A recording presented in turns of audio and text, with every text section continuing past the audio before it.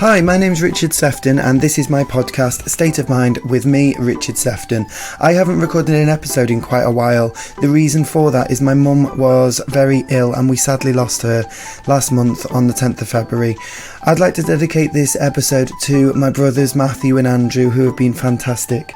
Their partners, Erica and Danny, who have also been amazing. And my partner Sam, who has been my rock. But most of all to my mum, Jane Durrant. This episode I feel is quite important. I wanted to speak to somebody about the dying process. If you've ever lost someone and been worried about what they're going through at certain stages of that, their breathing patterns a bit irregular, that sort of thing, why aren't they eating, then I feel that this is an important listen. It's quite a hard listen, so go and grab a tissue, get yourself a drink and pull up a chair, and hopefully you can get something out of it, and hopefully you find it as important as listen as I did to record it. Today's guest has spent her medical career working with people who have incurable advanced illnesses. Spending her time in hospices, hospitals and in patients' own homes, she has helped so many people and their families in their final days and hours. So, author, doctor, CBT therapist, when does this person sleep? My mum sadly died last month and this lady helped me and my family so much towards the end of my mum's life. And so with that in mind, it's an honour to be speaking today to Dr Kathryn Mannix. Hi Kathryn, how are you? Hi Richard, I'm very fine. Lovely to be talking to you after meeting you on Twitter. I know, you too. You've got such a lovely voice, and although I'd seen it and heard it on videos, it's like a warm hug speaking to you live. Oh, how lovely! Thank you very much. It is. So I asked in the intro, when do you sleep? Have you always enjoyed being a busy person? Oh, I can tell that you've got a psychological background. Yeah. So yeah, I think I have. I think actually what I've had to learn as I've grown older is how to not be so busy. That's been the thing for me. Yeah, doing things seems to be a displacement activity for being in things. So you found being busy over the years actually helpful, because I've done the same, especially over the last year. Since mum's diagnosis, I've made myself extra busy. Now I need to learn to slow down a bit, because I can.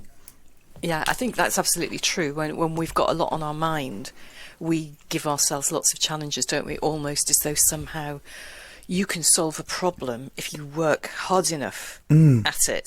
Mm-hmm. And that stops us maybe from getting to a place where you think, you know what, maybe this is a problem that can't be solved and has to be lived with. Mm-hmm. So yeah, maybe it's part of the processing to just be busy around it until it's really properly sunk in. Yeah, it's one of those things, isn't it? I mean, I talk to people all the time about accepting things the way they are, and yet I've probably made myself extra busy because I didn't want to accept things the way they were. But I also think it's different when you're in the situation yourself, opposed to when you're talking to somebody that's going through something. It's a very different situation to be dealing with your family and your grief.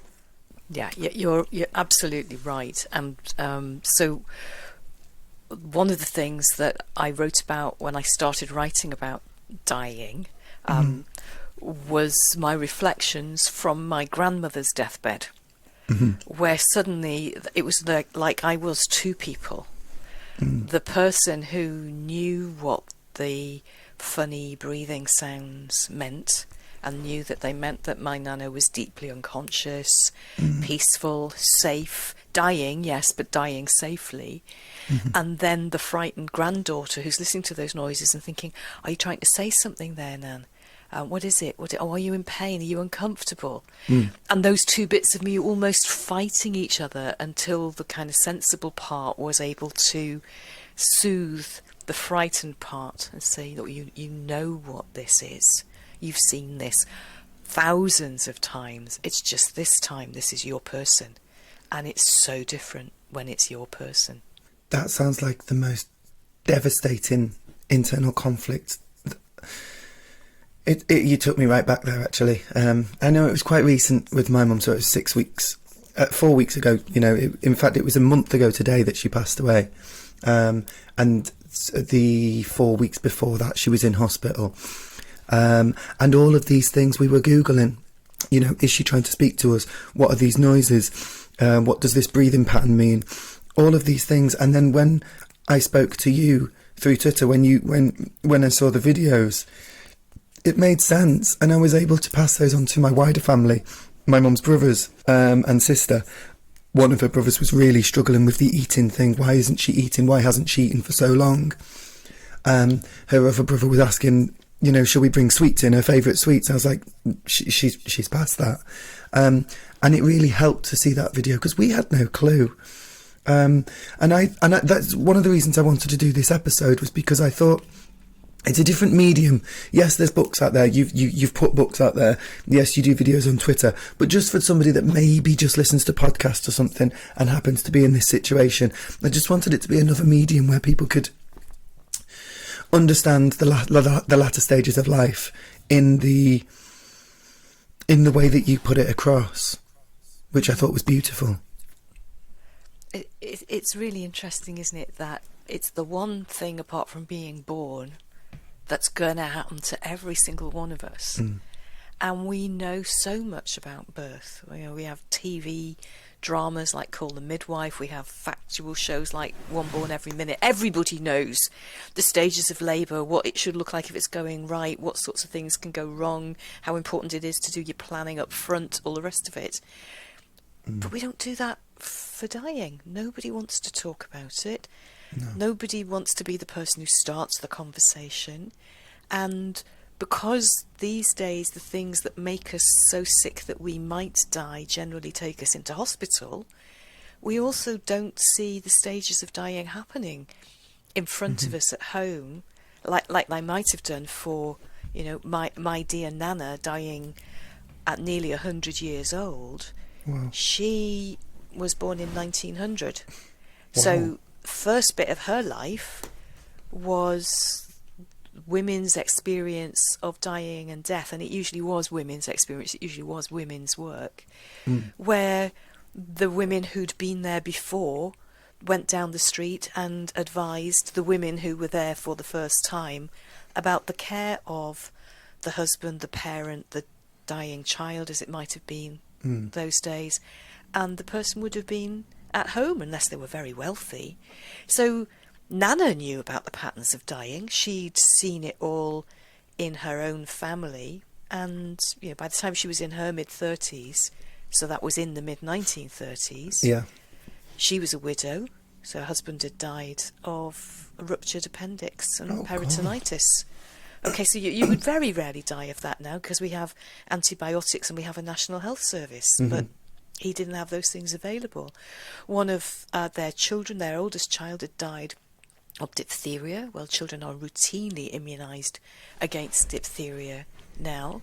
So by the time she went into the Second World War, she was an impoverished widow with 4 surviving children, and life expectancies were a little bit longer by the 1930s and 40s than they had been in the 1900s. But what happened after the Second World War was the NHS and lots of new and better treatments, often driven by war. It's interesting how often it's serving the armed forces that generates changes that then benefit the whole population. Okay, so, I never knew that. Yeah, you know, so better antibiotics, safer anaesthetics, so that you can do field, you know, warfield surgery. But better anaesthetics means that the surgery can last longer, so surgeons can do more. We started to have, you know, organ transplantation, better dialysis, all sorts of things, and cancer treatments were getting better all the time. So there she was, dying at nearly 100, and her 4 surviving children. She had this conversation with me a few weeks before she died, which was she was worried about my mum and her siblings because they'd never seen anybody die. And it suddenly came home to me, because her children were in their 60s and 70s and they had never seen anybody die, whereas by the time she was in her 30s, she'd seen lots of deaths in the space of a single generation. All of those developments that are fantastic in terms of better healthcare for us all have taken dying away from us. And we're now a nation that just doesn't understand the process of dying. And what we do know, we get from soap operas and Hollywood and reports in the press about disastrous dying. And we mustn't pretend that all dying is always peaceful, but it usually is. The ones that aren't, though, are the ones that make the headlines, a bit like the planes that crash rather than the planes that don't.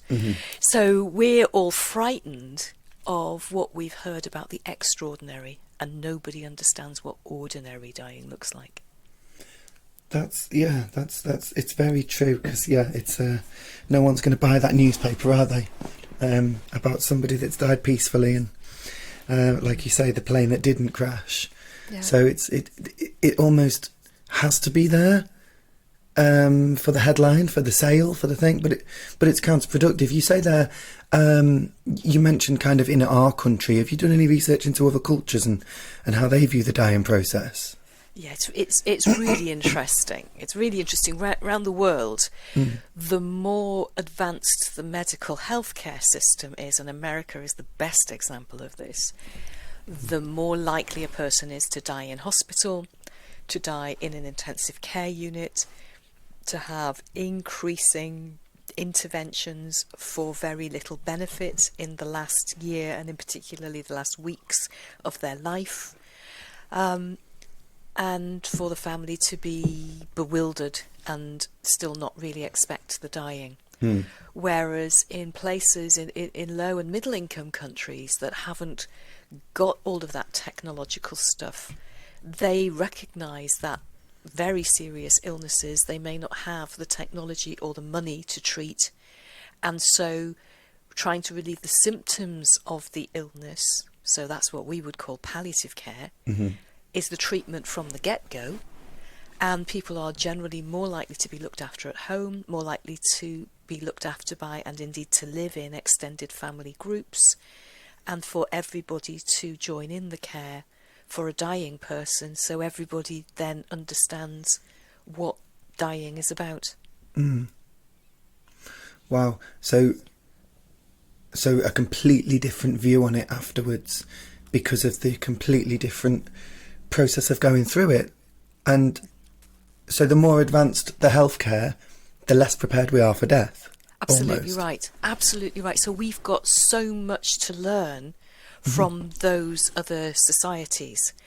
And what's interesting is that recently there was a paper about end-of-life care in India making this very point, that as India progressively adopts quite an American type healthcare system, private hospitals, insurance-based care that can only be afforded by wealthy people, there are now two sorts of dying. There's dying in a sparkly hospital, often isolated from your family and using lots of machines. So people might be on ventilators, lots of drips and all of those sorts of things. And then poor people who can't afford that, who are still generally dying at home, looked after by their families, but might have difficulty in accessing even quite cheap drugs that are good for pain control, so they're not comfortable as they're dying because their illness is giving them pain.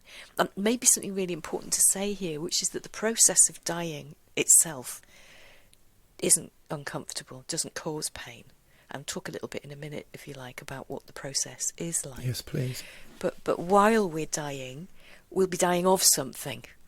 And the illness that we're dying of might have symptoms that need to be managed right up to the point that we die. So if you've got, like a chest problem, then it might make you have a cough or be breathless. Or if you've got joint disease, very painful arthritis, then being moved in bed for care might be uncomfortable for you. So we need to think about what the illness is that the person's got and how to stop that from causing them discomfort and distress. But the dying itself doesn't cause discomfort.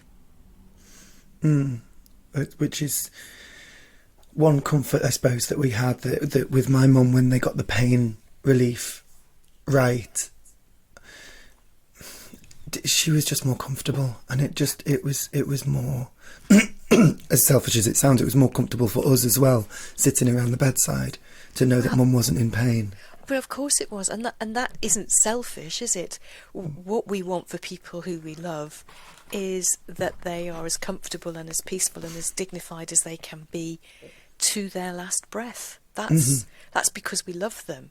Yeah. And of course we get into our own bereavement less traumatized if their dying has been less traumatic, and they would want that for us. And you talked about your mum being somebody who would probably have wanted in some way to shepherd you through that process. Yeah.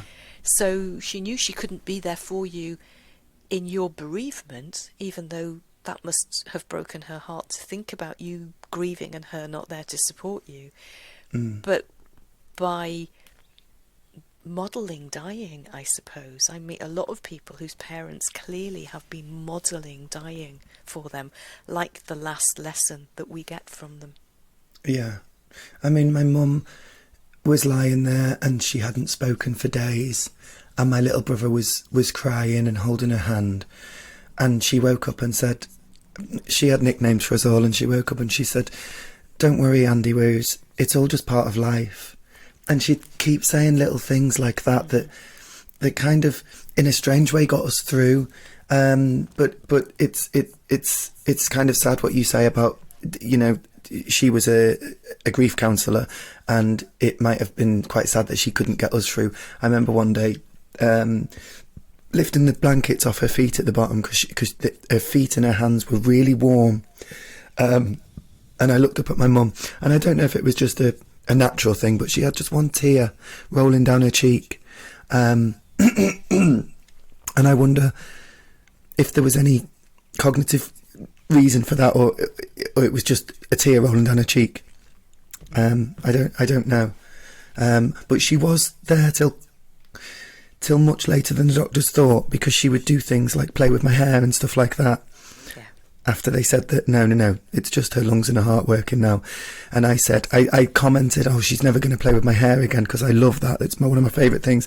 And she pulled her hand away from me and put it on my head and started playing with my hair. So she's listening.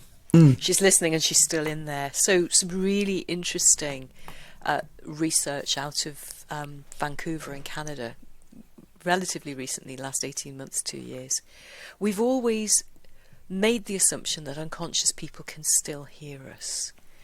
And we've largely made that assumption because of people who've had head injuries that have made them unconscious, who've been in intensive care, maybe on a ventilator, and when they've recovered, they've told us about who visited them or conversations that they overheard. And we've realised, oh my goodness, we thought you were completely unconscious, and there you were listening in all the time. So we do always assume that people who are unconscious as dying progresses can hear. And you'll see, and you'll have seen, nursing staff talking to unconscious people.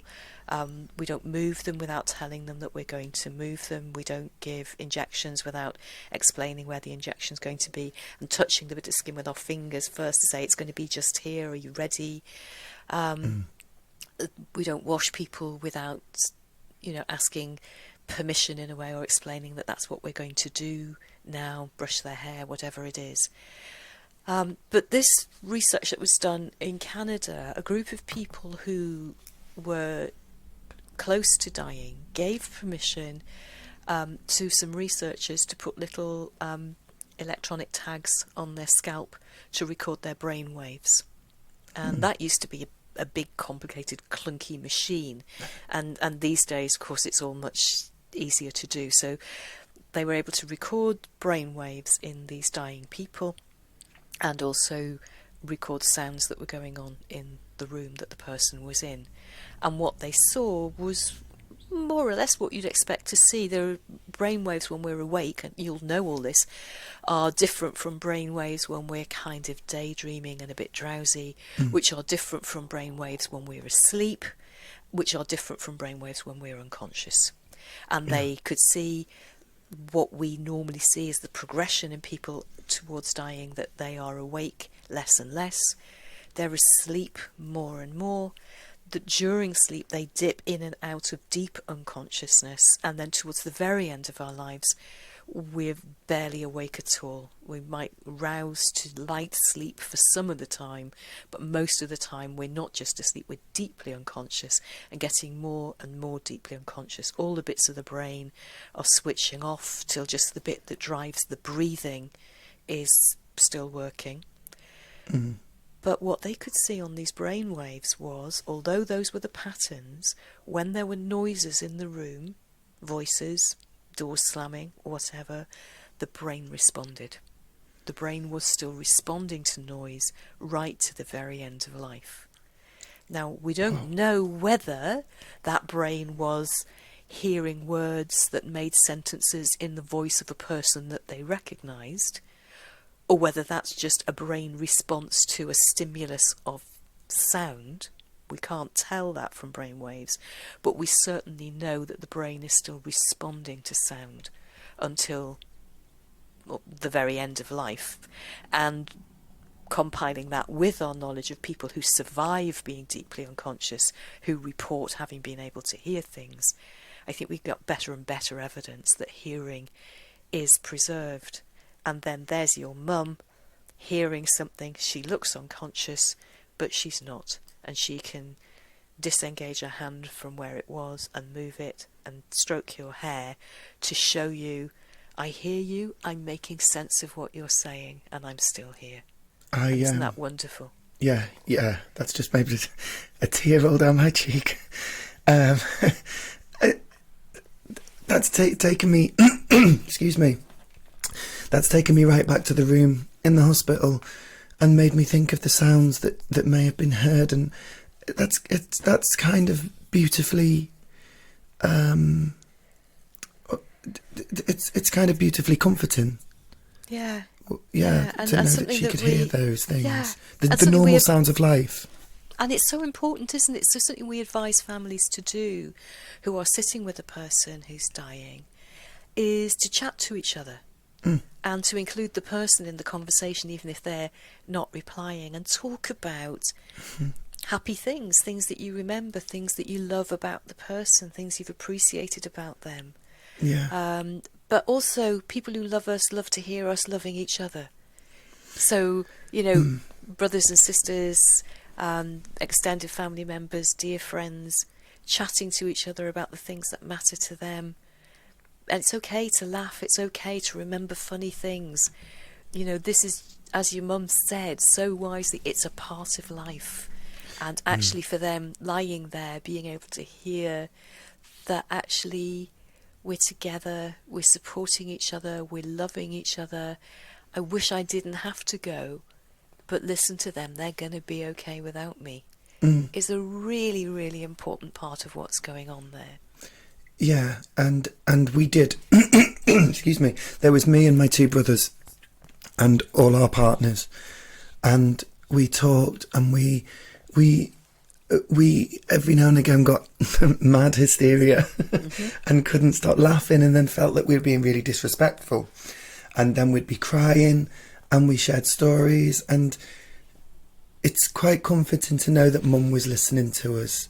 Yeah. Because she'd actually chime in with the odd word every now and then as well, just out of the blue.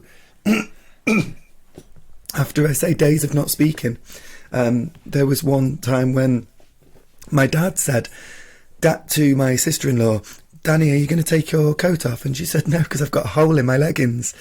And my mum, after probably about a week of not speaking, just said, well, it's not like I'll be looking. And she kept saying things like that, just out of the blue. So, she was there, and it's a comfort to know that she was listening to those funny stories and those laughs that we were having. And as hard as we found it, and we did find it, the hardest thing ever, me and my two brothers were so close to Mum. It was it's kind of a comfort to know that she was listening to all of that. Yeah. So maybe it'd be useful for the people who listen to your podcast to give a kind of warning. Here's your warning. That we're going to just talk through the process of events that happens as a person is dying, just so that we've all got a kind of reference point. And I think that's important for two reasons. One is that the more we know and understand what's going on, the less we fear something much more terrible might happen.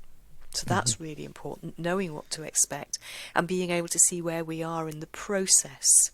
So just like when we're somebody's birth partner, for example, you know there's a difference between vague twinges in the tummy as the contractions first start and really strong contractions that are coming with very little gap between them. You know you're in a different place in labour depending on what's happening with the contractions, and it helps people to be better prepared for what's going on.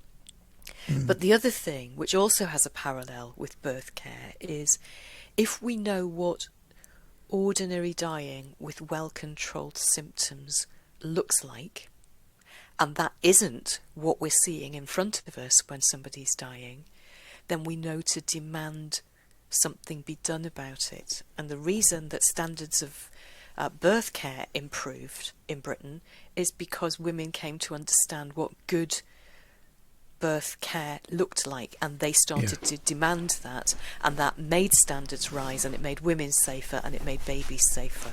So we need everybody to understand deathbed care in the same way, I think. So we don't have somebody at someone's side watching them, for example, being uncomfortable and saying, oh, well, they're dying, what do you expect? No, they're dying, and I expect that their pain will be controlled, because it isn't the dying that's causing this pain, it's whatever the illness was they already had. What were you doing before to manage the pain? Because that's what needs to be happening now. So understanding it, to know what to expect, and understanding it to demand excellent standards. So the long view is that dying's a recognisable process, and that as it starts, the main thing that people notice is just that they're more tired. So as our body is winding down, our energy levels just don't last out so long anymore. And actually any serious illness will do that, whether we're going to die of it or not. Anybody who's ever had flu will recognise that thing where you actually just don't have the energy to get out of bed. So we're talking real flu now, not man flu, right? Or a gentle cold. Oh, no, whatever. Yeah. But so you know when it's flu, because actually even just to turn over to pick up your phone to make the call to work to say you can't get in feels like running a marathon. And when you make the call, you don't have to do the special "I'm phoning in sick" voice because you feel so terrible. You know exactly what I mean. I do. Yeah. I'm thinking of my older brother, actually. Oh. So here's the thing, that's just a body response to being really, really sick, and all our energy is going into just sustaining us because we're so sick. And with flu, we're going to get better. But if we've got an illness that isn't going to get better, then that tiredness is just going to persist. And what recharges our batteries, interestingly, doesn't seem so much to be food and drink as sleep. Sleep's the really important thing. And what we see, and again it happens when you've got flu, is that people sleep for a long time and it recharges their batteries a bit. So you might have the energy then, if you've got the flu, to creep to the kitchen and stick the kettle on, throw a tea bag in a cup, but then you've got to sit down to summon up the energy to pour the water onto the tea bag. And then you crawl back to bed and sleep, and the tea goes cold anyway. But that kind of sleep recharging your energy batteries for a while, it can do a bit, then you're exhausted again, you go back to sleep. That happens when we're seriously ill, and it also happens when we're dying. And the energy change, the rate of it, is a really helpful predictor for life expectancy. So in my medical career, I've had hundreds and hundreds of people say to me, how long do you think my person is going to live for? Or patients say to me, so how long have I got, doc? And the answer is, I really don't know. It's not like I know and I'm not telling you. It's that it's so individual that it's hard to tell. But there are ways of guesstimating it. And what I usually do is explain to people how we guesstimate so they can guesstimate too. So, if you notice that from one year to the next, you don't have the kind of energy levels you used to have. So I'm thinking of your average person in their 80s or 90s, for example, or a person who's now got quite serious lung disease or heart disease or liver disease or progressing cancer, whatever. If this year I haven't got as much energy as I had last year, and actually thinking about it, that's a bit different again from the year before, then the change is happening year on year, and you're still probably measuring life expectancy in years. But a time will come when actually you start to notice that I haven't got as much energy this month as I had last month, and I certainly haven't got as much energy as I had 6 months ago. And now we're measuring life expectancy in months into a year or so, but not years into decades. Okay. So you can see it's not a very precise science. Yeah, but I get the kind of process. Yeah. And so, of course, as that narrows down, as the changes are noticeable week by week and eventually day by day, you're much more accurate in the prediction the closer you are to dying. And so once changes are happening week by week and you're measuring into, weeks into a month or so, or days where you're measuring in days into a week or a couple of weeks maybe, it's much easier then to know when to get the family to come if they're far away and they need to travel to be there, or whatever. So this gradual loss of energy is the first and probably the most important of the symptoms and signs of the body wearying and winding down towards dying. And then towards the very end of life, people need so much sleep that they're very rarely awake. And what tends to happen to some people is that some of the time they're actually stuck in that space that's not quite asleep and not quite awake, which we've all had, when the alarm goes off and you're dreaming about something and then your dream becomes a dream about fire bells or ambulance alarms or something like that. And then gradually as you wake up you realise, no, it's not that stuff, it's just the alarm clock. So that momentary confusion is a thing that can last in some people for longer than being just momentary. So sometimes people are not fully asleep, but they're not quite properly awake, and they're a bit muddled. They think that you are a different person from who you are, even though they know you really well. Or they think that the staff are their family, or that kind of thing. And sometimes if they're awake for long enough, that will clarify and they'll come back to normal. And some people will be quite muddled some of the time, and understanding how to talk to people who are muddled so that we just stay calm so they don't get panicky about it really helps them to feel safe in the moment. But largely, if there's nothing in the illness that's interfering with the person's mind or their brain, when they're awake, they are their normal self, their usual sense of humour, still pleased to see all the people they love, don't suddenly become pleased to see the people they've never been pleased to see. It's just us. So time goes by and we see that we've got people who are awake less and asleep more. And then the next thing that happens is something that we who are caring for them will notice, but something that they don't notice for themselves. And it's this, that during a period of being asleep, apparently asleep, something happens that we need to wake them up for. It might be that they take regular painkillers and we don't want them to sleep past the point where the painkillers will run out and they'll wake up because of pain, so we wake them up to give them the dose at the right time. Or maybe there's an important visitor or a phone call or something like that, and we can't wake them up. Doesn't matter what we do, we cannot waken them. And when they waken again later on, they say they've had a lovely sleep. And we say, oh, we tried really hard to wake you up. Yeah, you didn't. Well, I didn't know. No, I would have woken up. So what we know is they weren't just asleep.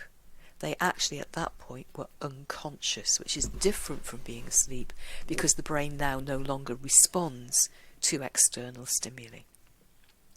So what we know from that is that although people have periods of unconsciousness that gradually get longer and longer, they aren't aware that that's happening to them. So they don't find that troubling or distressing or frightening. So gradually, as time goes by, those of us who are in the room are seeing somebody who's asleep more, awake less, maybe decides not to get out of bed and into a chair anymore, so they're just resting in bed almost all of the day or all of the time, until eventually they're just unconscious all of the time. Now, once the brain is fully unconscious, well, we've already talked about how the hearing bit, in some people at least, and we don't know what proportion of people, the hearing bit is still working, so we'll assume they can hear us and we'll carry on talking to them and carry on reassuring them. But the rest of the brain is shut down. It isn't noticing the body, and the only bit of the brain that's still working is the bit that controls our breathing, which is in the brain stem, right at the back, at the bottom of the brain where it joins onto the spinal cord. And when we're not thinking about our breathing, right, everybody's thinking about their breathing now, Richard. So normally we don't think about our breathing, but you and I are subconsciously managing our breathing.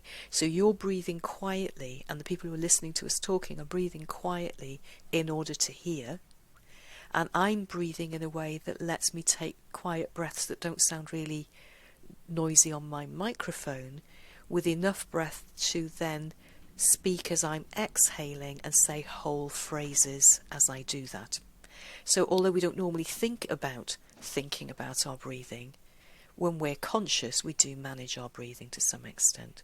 When we're unconscious we go into completely reflex breathing cycles, and we very rarely see people who are deeply unconscious. The closest most of us have ever been is to see somebody who's so drunk that they've passed out.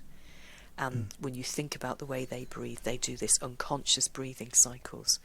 So periods of very deep breathing that can be quite noisy, and it's noisy because they're not feeling the back of their throat. It's noisy because they can't feel their voice box, so they breathe out through their vocal cords and make a voice noise as they breathe out some of the time.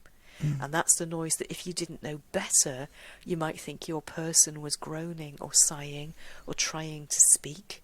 So it's really important that we've got people who are experienced in what happens as someone's dying, explaining to the people who love this person that this is unconscious breathing, it's not groaning. And that's the argument I was having with myself beside my nana's bed as she was dying. Yeah.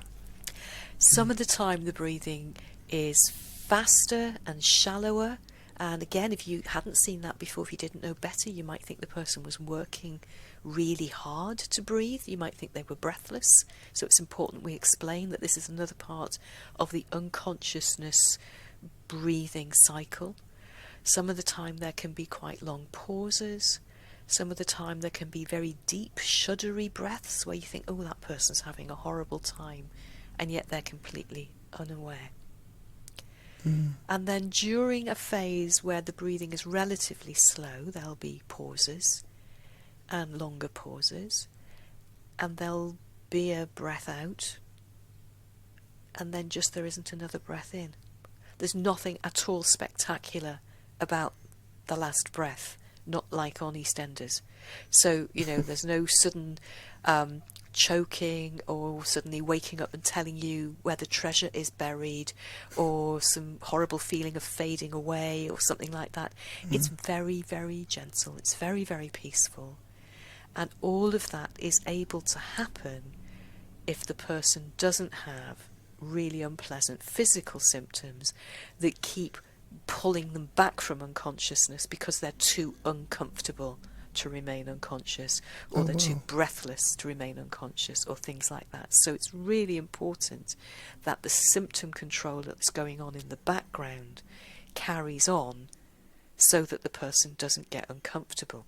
Now, the difficulty can be that over the last couple of days of life in particular, a person will often not be awake often enough for them to be able to take the medicines they've been taking regularly up to that point. So very often at that point, we'll find a different way of giving those medicines.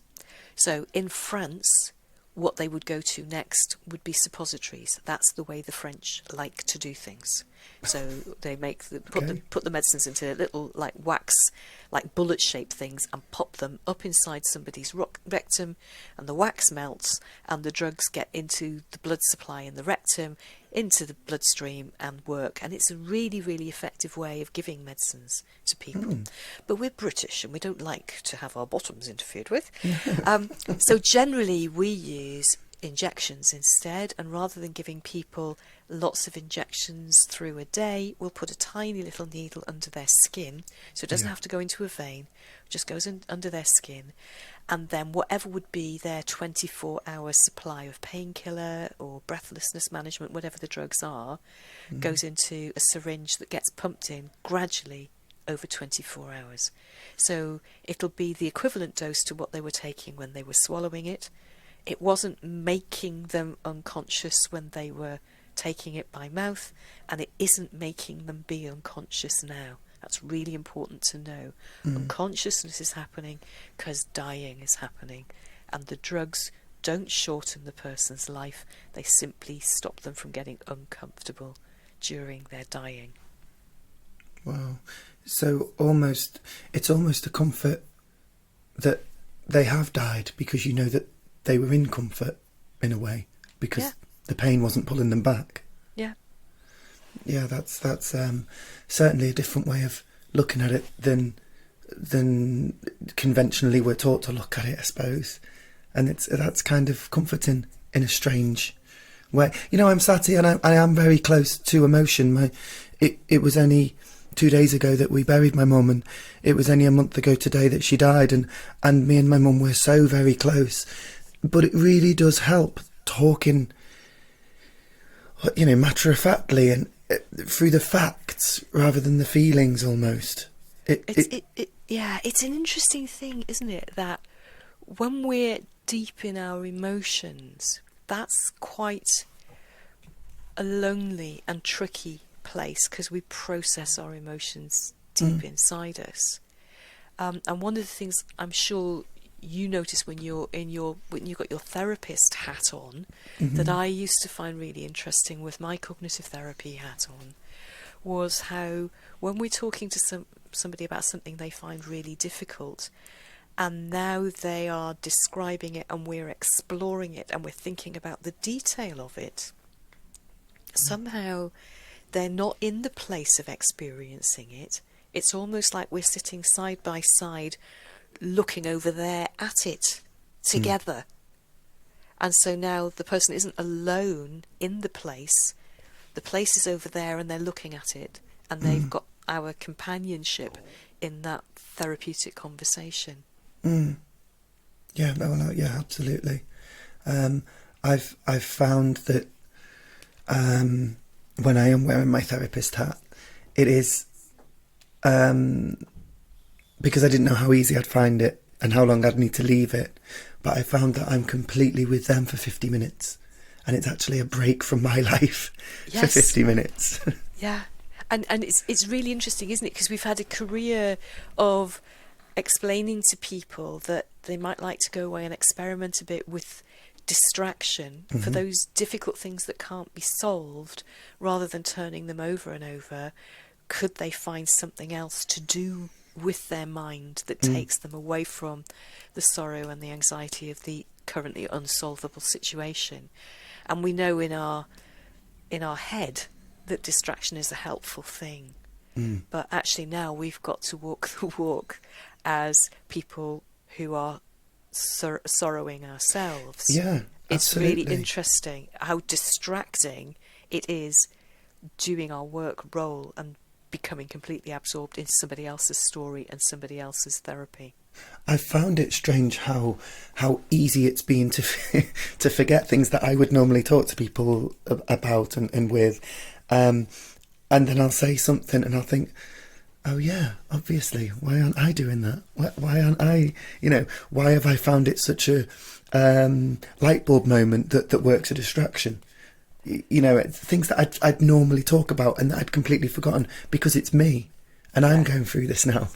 Yeah, it's really interesting, isn't it? My favourite cognitive therapy question is, what would you advise a friend who told you they were going through something like this? That's one of my favourites. And I love it because people can always, can't they, always think of the great advice they'd give a friend. Yeah.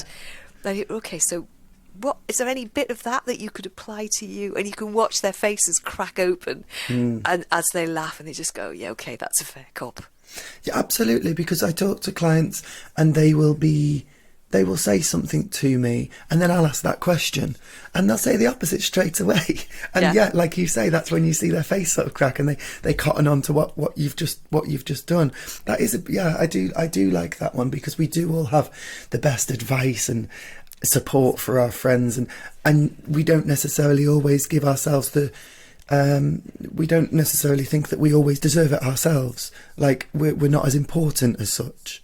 It's fascinating, isn't it? And just one of the ways that people like to help each other is to fix things for each other, isn't it? So I've written a bit about this in my second book, Listen, which is just how much, and particularly those of us who are in the helping professions, went into the helping professions to help people. So when people tell us that they're in a dilemma, we immediately get our kit out and we try and solve it. And actually, when the dilemma is an emotional dilemma, it isn't ours to solve, is it? It's theirs. And somehow being able to be their companion and their supporter while they sort it out is the way forward. And we all know, that we're great at giving advice, but we're useless at taking advice. Because when we tell somebody our dilemma and they say, oh, well, why don't you? Well, if it was as easy as that, we'd have solved it by now, thanks. Yeah. Also, everyone's completely different and everyone would have a different... The solution for this person wouldn't necessarily work for that person. Exactly. Like I say, we sat with Mum for the last 3 or 4 weeks of her life, round the clock, and thankfully the doctors and nurses at Clatterbridge Cancer Centre in Liverpool were phenomenal, and they made us feel welcome, and they did exactly what they did everything that they could for us. But yeah, we were there all the time, and we've been raised together, but all three of us dealt with it in a completely different way, and still are now.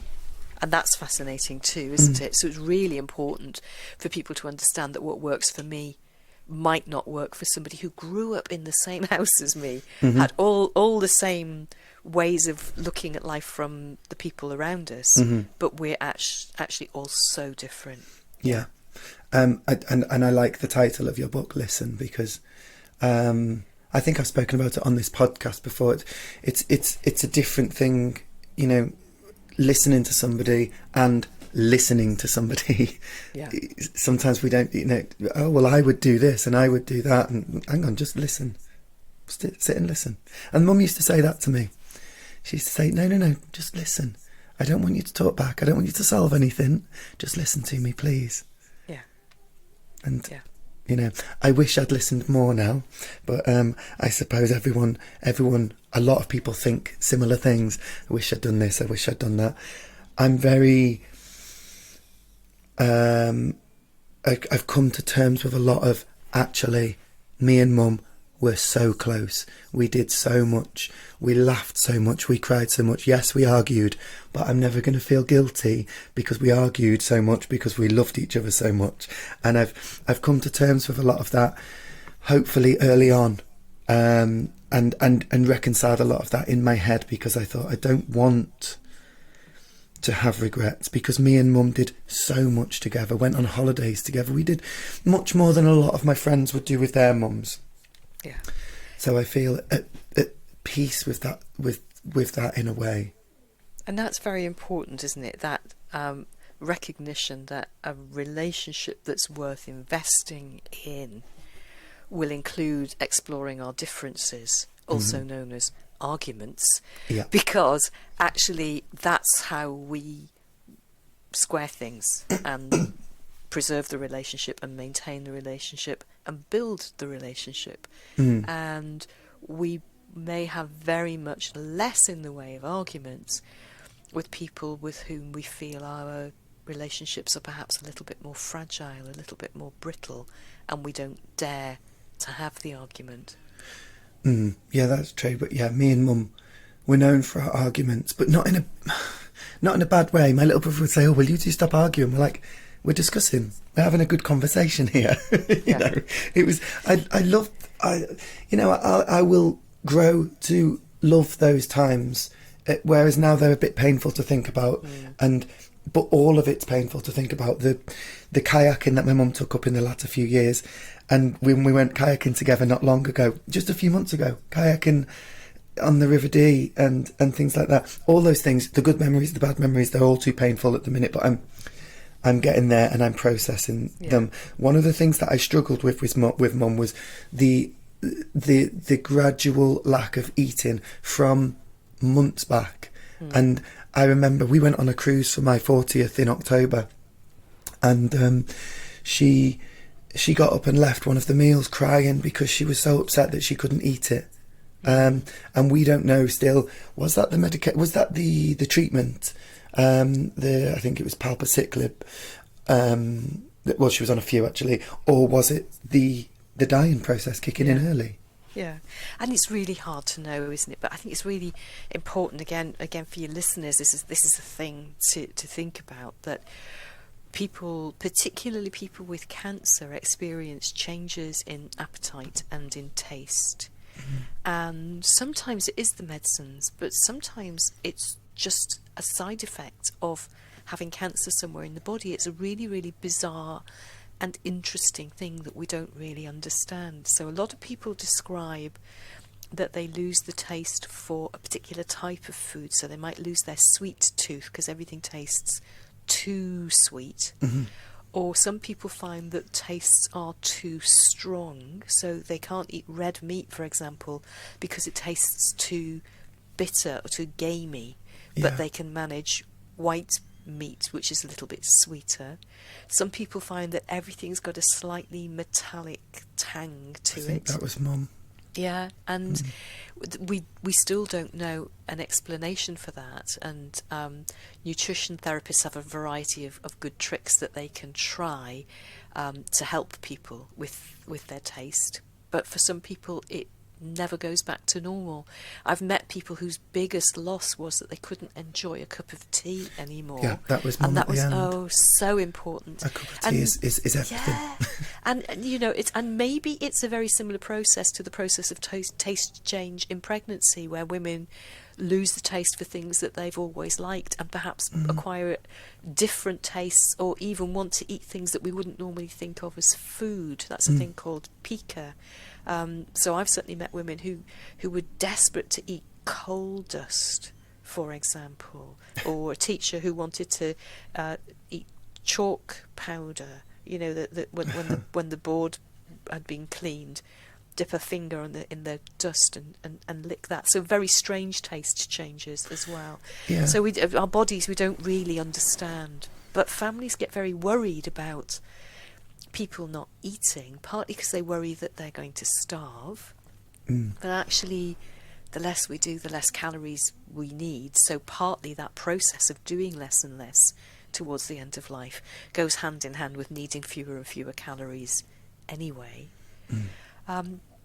But the other thing is that as the dying process proceeds, the inner organs are gradually shutting down.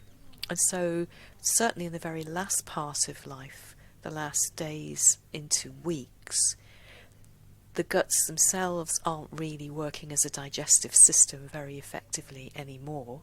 So the food that we do put in often doesn't get fully digested. Some people find that it just sits in their stomach and it hangs like a big weight, but it never really moves further down. And then they might find that they'll be sick and they'll see food that they ate yesterday or even the day before that, and they feel a lot better now because it's not sitting like a big ball in their stomach anymore. Some people find that they try to eat to please their families. You can just imagine that, can't you? And then they're rewarded with just having horrible diarrhea because their digestive system can't digest all of that stuff, so it all comes out the other end. And of course, if you're not very agile or mobile anymore, that also might mean you don't get to the toilet in time, and that's a really unpleasant thing to happen to somebody. So what I often say to families is, don't push, just tempt. And just think about tiny tastes of things this person really likes. And that might not be the things they used to like, because they might have this taste change thing happening. So I've met a lot of people who craved spicy things rather than sweet things, and they always used to have a sweet tooth, but now they want spicy, and being able to just, make some gravy, some proper homemade gravy that everybody else is having with their meal, and add some Worcester sauce to it. Or, the family's having a curry, would you like a bit of sauce and a bit of naan to dip in it, whatever it is. Or some people who always liked quite sweet things but now want sharp tastes. So, a little bit of stewed rhubarb, for example, that might have been too sharp for them before, now becomes a taste that they really like. So we'll have to experiment and just see what the person likes. And if they prefer to get their calories from, a glass of beer, a glass of whiskey, a glass of wine, that's fine too. Anything that they're going to enjoy. Yeah. Beer sometimes is a problem because of the volume. And the gassiness of it. And one of the things that people can quite like is, if you know what their favourite tipple is, like gin and tonic or a whiskey and lemonade or whatever, pour that into the ice cube maker in your fridge and make little whiskey and soda ice cubes. It works really well if you put something fizzy in it.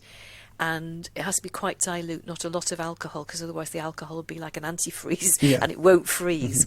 But if you freeze these drinks and they've got bubbles in, instead of it being a big hard ice cube, it makes a softer, crunchier ice cube that's really refreshing in somebody's mouth. It's taste they like. It isn't a volume that's difficult. So that can be a really nice way of getting tastes that people like into their mouths. That sounds lovely, actually. My mum had struggled with what we thought was fibromyalgia for years, and then she lost her appetite early on. But 2 days before she went into hospital, she drove me and my partner. We went up to a lake in Wales called Bala, which is a beautiful lake. I know Bala Lake. Do you know it? It is gorgeous. It's not that far from here, but she drove us there.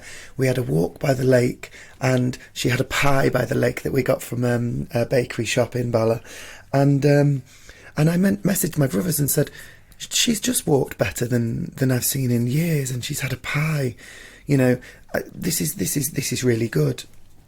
2 days later, she was in hospital, and that was it. But she'd had that pie. She'd been to my brother's that evening and had another pie. That was the most that she'd eaten in weeks. Yeah. And as I say, the walk was the best I'd seen her working. The doctors have now said that it may not have been fibromyalgia for all those years. It may have been the bone cancer, undiagnosed. But yeah, she had that little spurt of energy, that spurt of eating just before going into the hospital, and she hadn't had it for months before. It's a funny thing, and we do see this thing that a lot of people refer to as the rally, where somebody's been very, very unwell, and then they'll have an hour, a few hours, a day, a couple of days of being surprisingly up and about and lucid, and everybody thinks, oh, we've got it wrong, they're not dying after all, and then very quickly go back to how they were and then continue to deteriorate from there. So it's a thing to be aware of and just enjoy it while it lasts, because it can be lovely. People can do something that's so important. So you'll never forget, will you? You walk around Bala and eating that pie. That's just such a glorious memory to be left with. So when people rally, let's enjoy it. Absolutely. I think that's such an important message that I would never have thought of until, again, speaking to you. I think this episode is so important because you've taught me a lot, and hopefully that will translate to teaching a lot of people, a lot, because just now that click in my thoughts to that day being some kind of sad memory to being, oh wow, I got that. Yeah, it's beautiful. What a gift. There's a story in my book of stories about how people live while they're dying. So that book's called With the End in Mind. And one of the stories is a rally story. It's an artificial rally, really. A young mum who was known to be dying of cancer of the cervix, and where her cancer was now blocking her kidneys, so she was dying of kidney failure, which makes people feel quite nauseous. And I got called by a GP over the weekend because she'd suddenly had this dramatic change where she wasn't sleeping, she was up, she had loud music on, she was dancing around the flat. And because I just finished doing a year in the cancer centre where I live, I recognise that can be a side effect of some of the anti-sickness tablets that we use. And sure enough, she'd been started on these anti-sickness tablets for the nausea from her kidney failure about 48 hours earlier. And she wasn't nauseated anymore, which was great, but she had this strange side effect of not being able to sit still or relax, body constantly in motion and mind constantly in motion as well. And eventually that can completely exhaust people. And I'd gone out to her flat to see her and realised that she was going to drive everybody bonkers. Her mum was living with her. Her teenage daughters had gone out for the day because she was just too energetic for them to bear. So she and her mum and her sister borrowed a wheelchair from another family in the same block of flats, and they went off to the local shopping centre to use this energy because she loved to be out and about and hadn't been able to for quite a while. While I went back to the hospice to get the antidote to turn off this side effect of the drug, because I didn't want to stop the drug. I didn't want her to be nauseated again. I just wanted to turn off this kind of drivenness.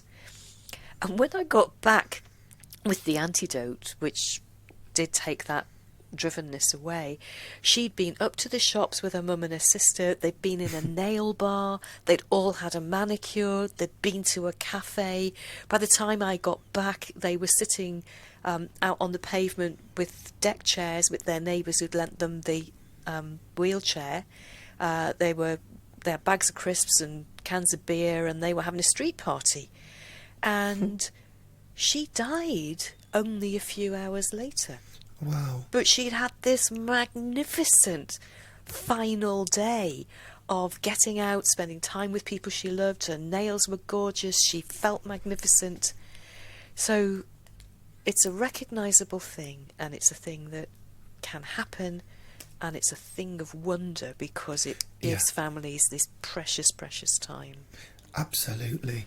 I mean, my mum's last words were, "It's been fun." And I say that it's hard to think that now, but in the future, in a few weeks, maybe months, that will be a real comfort that they were her last words. Yeah. And I kind of got that when you were saying that then, like, you know, maybe not straight away. They probably didn't think, oh, well, it's good that we had that street party and those times. They probably didn't think that straight away, I'd imagine. But in time, they will see that as a big comfort that they did have that, like me with my trip to Bala. You know, in time, absolutely. I'll be like, thank God that I had that. Speaking of God, just before we finish, do you have faith? Ooh, now that's a question that I don't talk about with people. Because I've often found that people who have a very particular belief feel anxious when they're talking about really profound things, and particularly at the edge of life, that the person they're talking to doesn't share that belief. But what I've noticed that is really, really fascinating to me is what a comfort it is for dying people when they know what they believe. And it can be people who are, you know, like very devout Muslim, Jewish, Christian, a deeply observant Buddhist, a really convinced atheist. It doesn't matter what they believe. What matters is how strongly they believe it, and how much that philosophy has helped them in their life. So their philosophy might actually not be to do with God. It might be to do with environmentalism and saving the planet, or a political belief. But towards the end of people's lives, they're doing this thing of working out what they're worth and what they've been about. What was I for? And they hold themselves to account against whatever they believe is most important. So for people who do have a profound faith, it's often that, but for other people it can be other values. And what's really difficult is people who are kind of lukewarm in their belief. They think there might be God, but they're not sure, and they're not quite sure how to hedge their bets around that. So that's why, as a practitioner walking with people at the very edge of life, I don't share what I think or believe in that domain, because it's really important that what I understand in that room is what that person believes. I'm so glad that I asked you that question, because that answer is really good. I mean, when we got Mum's diagnosis, the first thing I wanted to do was go to my neighbour, who's a vicar, and talk to him about what he believes, because I wouldn't say that I have a faith as such, but I'm quite a spiritual person. But obviously I don't have the answers. I know people that are so convinced that they know, and my answer to that is, well, we can't know, can we? But towards the end, I wanted to know. I really wanted to know. Towards the end of Mum's life, I wished I had. And I was so pleased that Mum had a faith. And I was so pleased that my stepdad, who is Muslim, he did a prayer, and we played it for Mum in his voice over and over again as she was passing. And he came to the church the other day, and the most moving thing about the ceremony the other day is that my dad and my stepdad walked in holding each other. My mum, that would have meant everything to my mum. It was beautiful. But the faith that my stepdad holds, and then gave in part to my mum, I think helped her through. And I think that people who understand where they're grounded in terms of their life philosophy, their spirituality. I love the word spirituality because, of course, it doesn't mean religion. It's much, much deeper than that. Yeah. But people whose spirituality is finely tuned, who've been listening to their inner values to guide the way they've done their living and they've conducted their dying, have found enormous comfort in doing that. And those of us who are around them draw strength from the way they're doing that. And it doesn't matter what the belief system is, it's the way they're using the belief system that makes all the difference. Yeah, absolutely. Kathryn, I'm so thankful that you joined me today. I've learnt so much, and I hope that other people will take comfort. It sounds weird saying it, but comfort from this. I mean, it shouldn't sound weird saying it, but it does. Taking comfort from learning about dying. But maybe that's how we should be. Maybe that's more like we should be, like you were saying at the start. So thank you very much for joining me today. Well, thank you for inviting me, and thank you for having the courage to do that so soon after walking those last weeks with your mum, and then after your mum's death and funeral. That's really remarkable, and I'm really grateful to you. I love what you're saying about it being uplifting to talk about these things. So I'm going to have a little toot about my books before we go, because one of my favourite reviews of With the End in Mind, which is just stories about people living while they're dying, is this is a surprisingly uplifting read.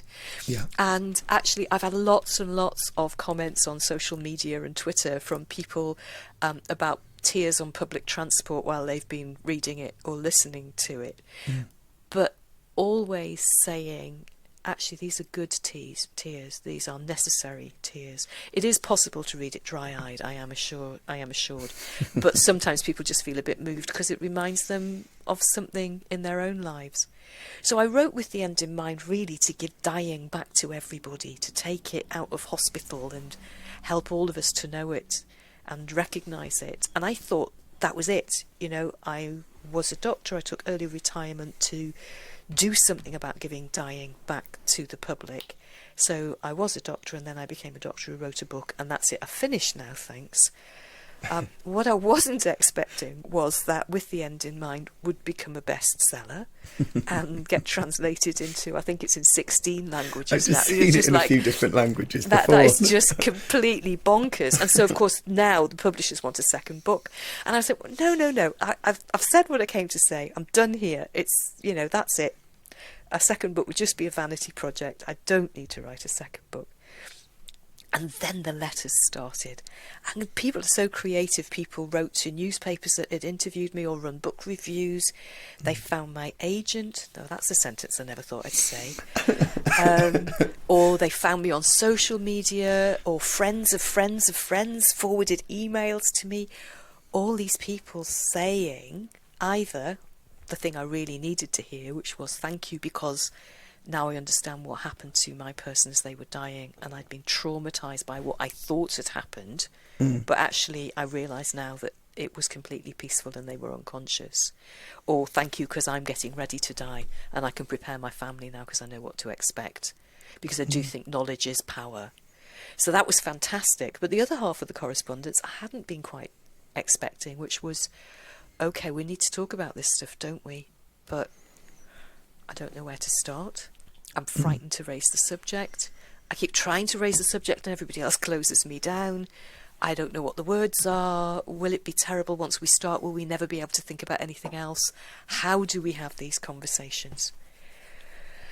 And with a very heavy heart, I have to say, I thought, oh, do you know what? I do have something else to say, don't I? Because I understand about these conversations because I've been involved in so many of them. So that's how the second book, Listen, was born. So I went back to the publishers and said, do you know what? I think I might have a second book and this is what it's going to be about. And they said, oh, fantastic, but we don't want another book about dying. Oh. So, oh, well, hang on, because you do know what my background is, don't you? So Listen, it's very obvious from Listen that I worked in palliative care for 30 years. But it draws across the lifespan and it touches in a bit more detail than the first book on using some of the cognitive therapy ideas as well. So, what are those daunting and difficult conversations? And they're anything from parenting our teens and listening well instead of trying to sort them out, to there's a story of a girl who's deciding whether or not to come out to her dad in a conversation in the car, and how he conducts that conversation will make or break what's going to happen. Family dilemmas, family fallouts, everything from birth to death, really. But I called it Listen because actually that's the most important thing. We think these conversations are about what I say to you, but actually these conversations are about what I hear you tell me. Wow.